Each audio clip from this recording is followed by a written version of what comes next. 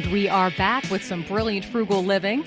And I want to just jump right off with this. I get a lot of notes from people, and I love this kind of feedback. We get it on Facebook and emails and texts. People are very interested in getting a jump start on their savings. They know how much they make a week. They know how much they're bringing in. They know generally how much is going out. They want to throttle back on how much they're spending and sending out of their house. And one of the biggest questions I get, and I love this because it's a sign of a really vibrant economy, you've got people saying, I've got my job, I'm keeping it. I want to know how I can make some additional money fast. They want to put a nice big lump sum towards debt. Maybe they want to put a big lump sum towards a house or even a vacation house, a small sideline house, a rental property. They want to buy their next car with cash rather than financing it. It's all for the best of reasons. And so I put the feelers out, and I love these responses we got because this is not only the ways in which the Hagopian house can put the spurs to a little bit of extra earning power. But obviously, it's great strategies for anybody out there who is looking to really put the spurs to their savings and save some money fast.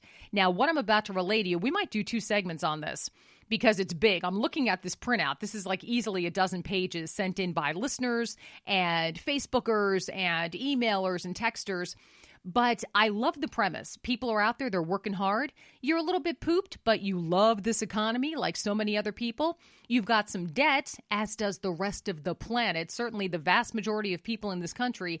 But you are elevating yourselves above the fray with not only putting in the standard hours at work, but you want to take that spare time of yours and translate that into some extra cash and just flat out putting it out there. The more people that do that, you will find it to be addictive.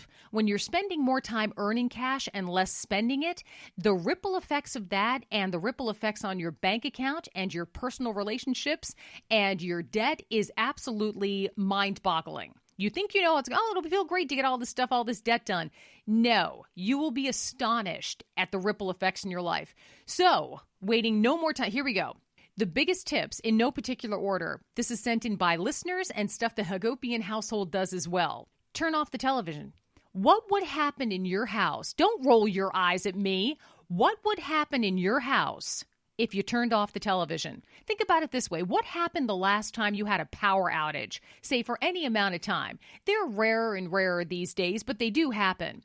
I can tell you what happened in my house when now we're coming up on hurricane season as well here on the East Coast, so we could be ready for this too. We had at least once every couple of years a multi-day blackout, even, here near the Philadelphia area. It happens.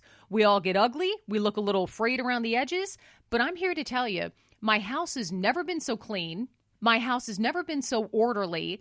I'd now have uninterrupted hours. No TV to watch, no news to get caught up on, no computer to check email constantly, no, radio work or voiceover work to do. We generally do that before, the aforesaid weather shows up. So suddenly you've got all this free time and no television. You want to know what happens? Your house gets cleaner. Your life gets more organized. You see less crapola around the edges of your house because, I meant to take that bag to Goodwill. I don't need that table anymore. I'm going to put that down in the basement. By the time the lights come back on, and more specifically, the television comes back on, you will find that your time has been spent so gloriously productively, rewardingly productively, it becomes something you get just a little addicted to. And if you, once the power comes back on, choose to drastically cut down on the amount of television you watch, there are some huge financial benefits to this. Number one, less exposure to spending-inducing ads. You can basically spend money just by watching the television. I think I'll click on this. It's not only a lower electric bill. If you guys have a big screen TV in your house, and the price of these is coming down hugely, so the vast majority of American households have those thin, wider screen TVs these days. Here's the flip side. They take boatloads of energy compared to your older, heavier models of those TVs. Ironic, but true. So if you want to have less exposure to those ads, a lower electric bill, perhaps a lower cable bill, if you decide in a moment of clarity, kind of the same way we did around here, a rare moment of clarity, that a household of 4 people, me, my husband, my 2 kids, everybody in the household, puts in some energy keeping this household running. And you realize when you have a couple of hours left at the end of the day after dinner, even between the 4 of you, you can't really utilize 800 channels on cable. You might want to think about throttling back on the cable. Just a little thought. Next up, stop collecting and start selling. You guys, I have friends who are, I'm rubbing my head thinking about these wonderful friends. I have these wonderful friends who would do anything for anybody. We all have friends like this. Maybe you are the friend like that. And you walk into their house and it's wonderful and it's welcoming and the smells on the stove are fantastic and you love being there. And they've got tons of collections of stuff. Maybe the guys have collections of this, the girls have collections of that, and the collections require a place to store the collections, and the collections require, updating each month with the new addition to the collections, and maybe it's shoes, and maybe it's, you name it, something for the car, or maybe it's a certain type of accessory, or it's a certain type of, you name it. You get what I'm going with here. It costs ridiculous amounts of money and time and energy. And if it's a hobby of yours, great. But don't overfeed the bear on that one. And if you've got anything going on, or your friends have anything going on like the Beanie Babies or some sort of collectible this or collectible that, there was a time when people thought their collections would bring them riches or they would will them to someone else. Think about Beanie Babies, a huge fad at one time, the Longaberger baskets. I can now find you, I'm not kidding you guys, every time I go to Goodwill, I see those gorgeous, gorgeous Longaberger baskets. You know why? Because they're not quite as valuable as people kind of set out to make them think they were going to be. Beanie Babies, you can find a crate of those at any well-respected, Goodwill across the country. All right. So you can find all these retail items on, retail on Craigslist and Goodwill, garage sales, a fraction of their initial cost. And if you want to avoid that situation, stop collecting items of questionable value. And if you want to recoup some of the money you've already spent, maybe gain back a little more space in your house, which also, to me, translates into more square footage in your house. Get rid of some of these collections. Maybe they were fun a while ago. Now they're just collecting dust. And they're just a reminder of what you spent that you're never going to recoup. Or maybe you can recoup a little bit of it. Think about going online, find these guides to selling, whatever types of obscure items you have in your house. Find some simple strategies that might be able to help you profit as much as possible as well. That's what I love. Okay, next up. So now we turned off the television. We stopped collecting, started selling. This is something I'm of 2 minds about this next tip. Signing up for every free customer rewards program you can.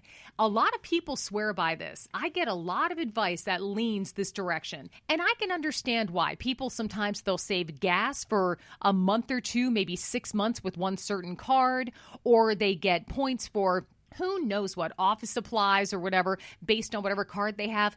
If it's benefiting you and it's not adding more mental clutter to your day and it's not adding more clutter to your wallet with some card you have to remember to use, and most importantly, if these reward programs come with a card that you find yourself not paying off every month, forget it. If you're disciplined to the level above the average where you're going to pay off these special cards every month, by all means, knock yourself out. Otherwise, I think twice about it. Next up, I love this. People always roll their eyes. I don't care. This is one of my favorite things.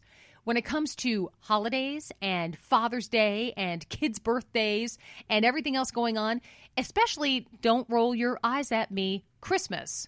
Hanukkah, making your own gifts instead of buying stuff from the store. And I say that I could go on for an hour or I could just take it down to this. What is the last homemade gift you got from someone? Was it some crafty thing from a grandkid or a kid? Something fun that they drew or in their own little handwriting about how special you are and how much they love you and how great you are? You can tell me exactly where the last one you got is. I got a macaroni necklace that I got from both Katie when she was in kindergarten and Robbie when he was in kindergarten. I have these things in cotton-lined boxes. I could tell you exactly where they are at home. However, the last time you received a purchased from the store gift, where is it?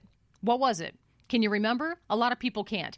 Homemade items have a huge amount of appeal. I don't care what the retailers would like to tell you.